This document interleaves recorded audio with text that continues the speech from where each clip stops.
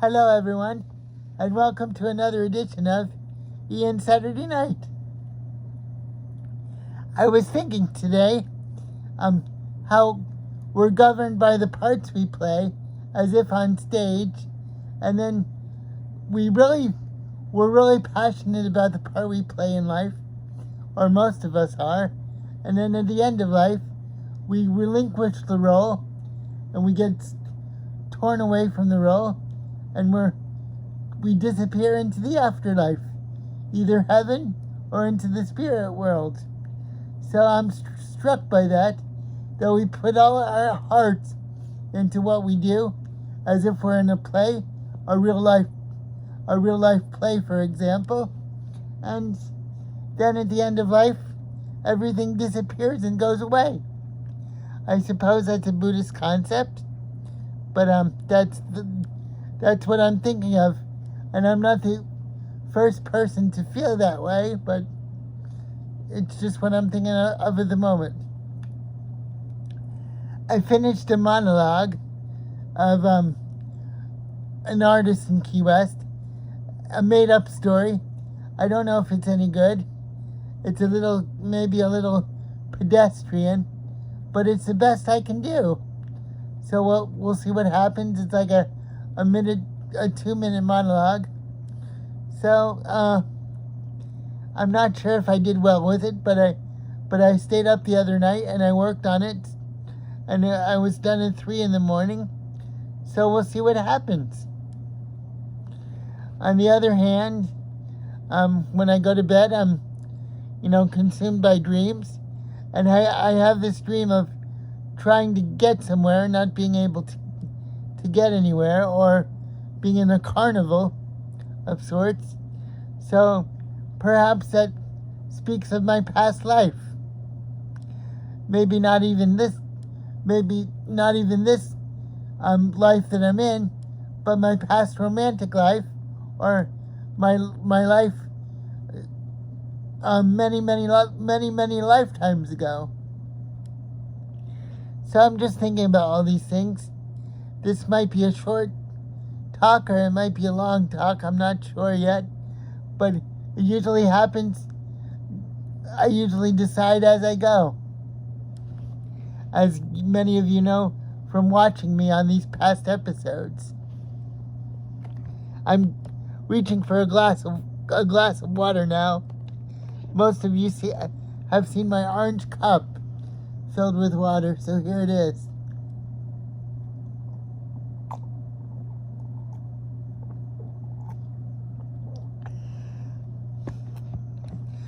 I try not to edit my life too much with you guys, because at the very least, you get the real me, and I'm not concerned with putting on a show so much.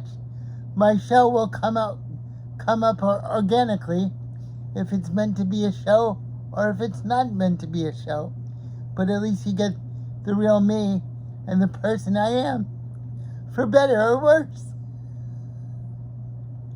It's all started from when I was a kid. I'd have these radio shows. I'd play songs on the radio, and I'd comment about them. So this is kind of an extension of that, but I just keep it as a kind of a journal. It's an evolution from when I was a kid. As you can see, my hair is a little crazy. No doubt some of you might comment on it. I had one friend comment on it, but I think, in a weird way, I think it's like a reading. My hair is a reading of the electricity of the moment, because I can't comb it back or anything, so I just let it happen naturally. And like Salvador Dali's mustache, my hair picks up on the energy of the moment. As I tell you, I'm the mad scientist. I'm like a mad scientist, Mr. Rogers, but instead of working with chemistry, I have to work with my own human heart. Also, for better or worse. Um, some people say maybe I should be in the theater, but I've only had a little bit of smattering with that.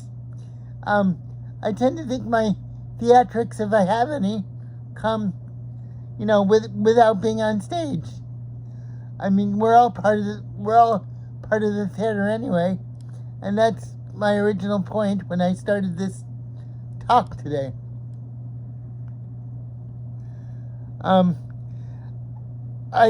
Just going by my reading, I'm usually a big reader, but lately I haven't been able to read so much. Usually I'm drawn to existential fiction. I like work like Franz Kafka and Patricia Highsmith and Albert Camus and Dostoevsky. Those are the early influences that I had in my life. And then I went into surrealistic literature.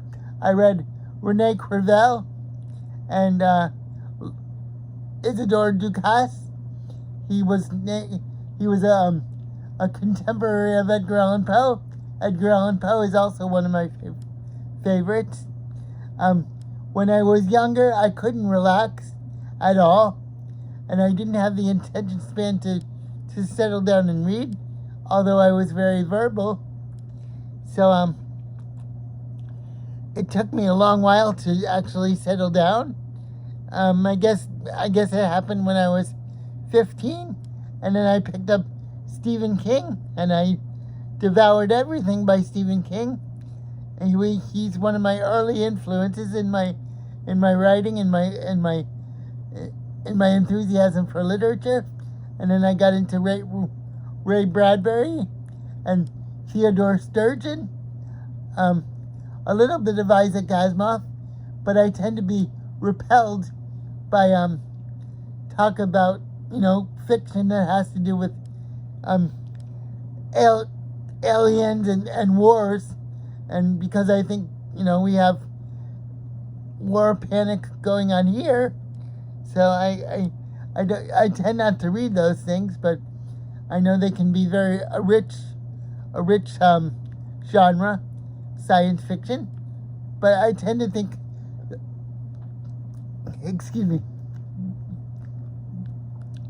I tend to think the most fanciful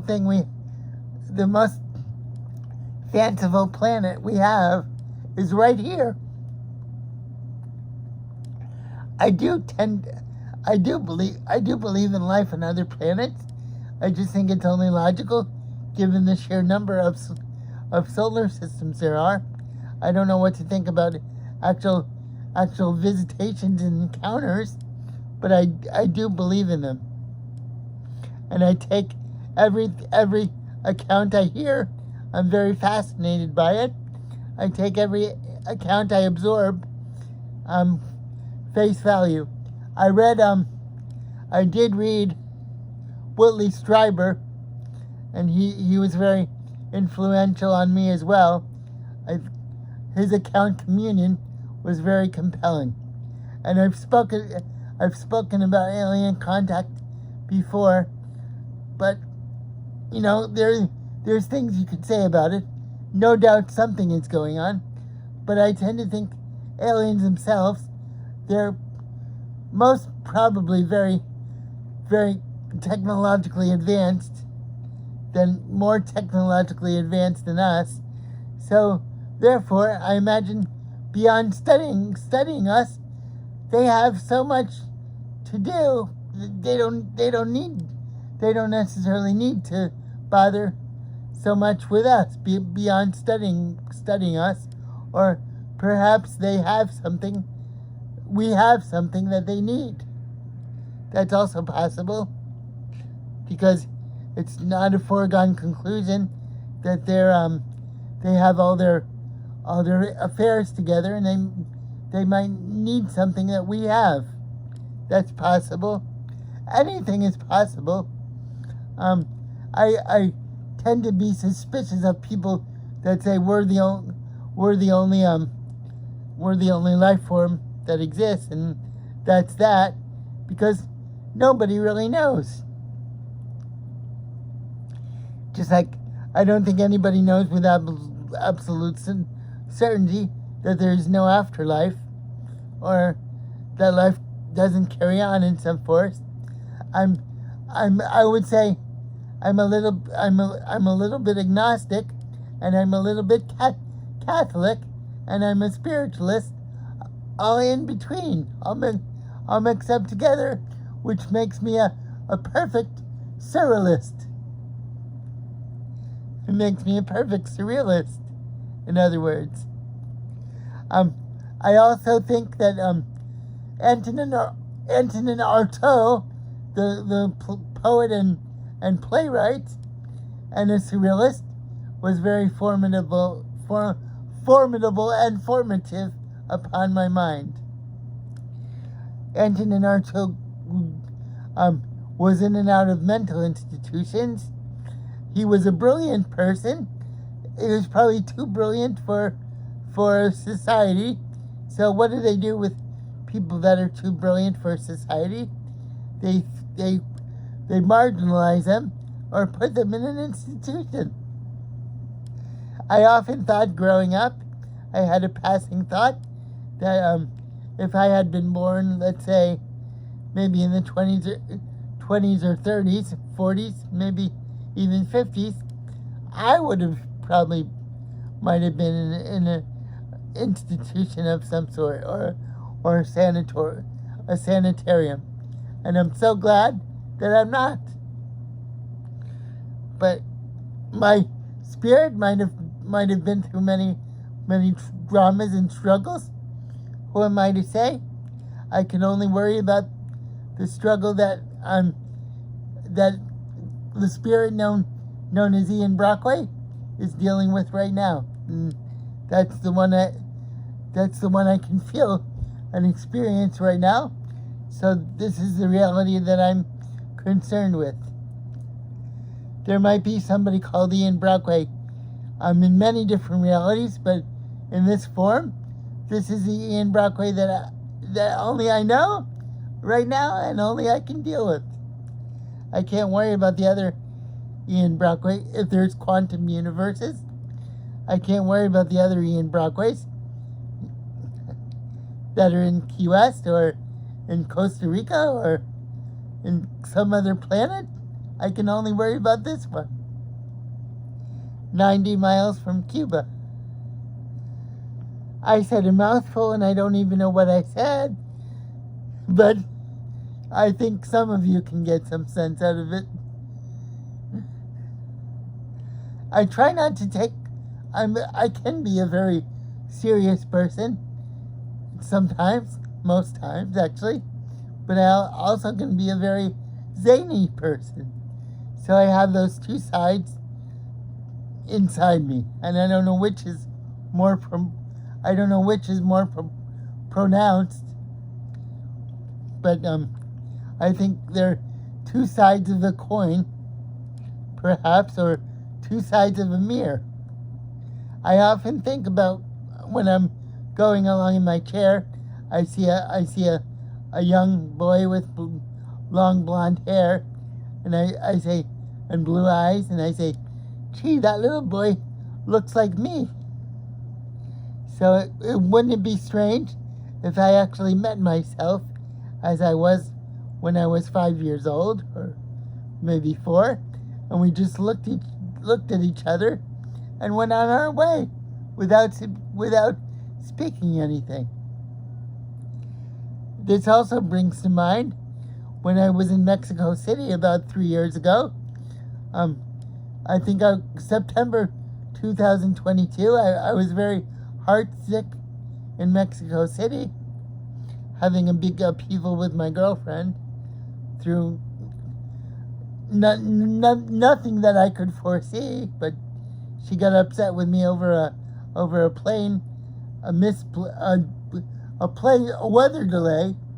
It wasn't like an act of God, and she got mad at me, but she couldn't handle me, so I went to a wrestling match with a friend of mine alone. So I was sitting in this big coliseum. I was sitting next to to wheelchair sitting, perhaps, wheelchair sitting in the balcony there, and there beside me was someone else, a younger person who had cerebral palsy like me, but he couldn't speak as well as I could, and it was hard for him to form words, but I could tell he was really enjoying the show, the match. And so I don't know what happened to me, but for whatever reason I started to cook. I wanted to say hi to him, and he couldn't speak to me because he had trouble speaking even more than I do. And I burst into tears. Not in a big way, but I felt like my heart was already sad from what I went through the previous night with my girlfriend. So I was, so I looked at him and I started crying because he couldn't speak, he couldn't communicate, and I just wanted to say, "Hello, how you doing?" I did say that, and I tried to say it in Spanish, but he couldn't speak to me. But we recognized each other. So that was emotional on me. It was a very tense flight. I was sad to leave, but it was obvious that I couldn't stay. I wanted to stay, but my girlfriend being in the mood that she was in, the plane delay touched a nerve. Perhaps she just couldn't handle it, or I inadvertently touched her shadow side of her personality, and so that was devastating to me, as I've talked about in other shows. But I went back and I was very relieved, but I for various reasons I was. My system was a wreck. My stomach was in upheaval, but I just tried to breathe, and everything was okay, and I got on the ground. It was quite a plane flight, but I survived it, and everything was okay. I realized that even in our daily life, it's amazing the things that we go through. That's why the films of Richard Linklater are kind of neat, the way they follow one person from when he was like 9 till he was like 35, or that kind of concept. It's called Boyhood. So it's pretty amazing to follow someone from when they're young to when they're and older, into when they're an adult. All the changes that you go through. Life is pretty intense. I think even superficial people have intense lives. It's just that maybe they can't articulate it as well as other people. Okay, everyone. Thank you for tuning in, and I'll see you next week. Thank you, everybody. Bye.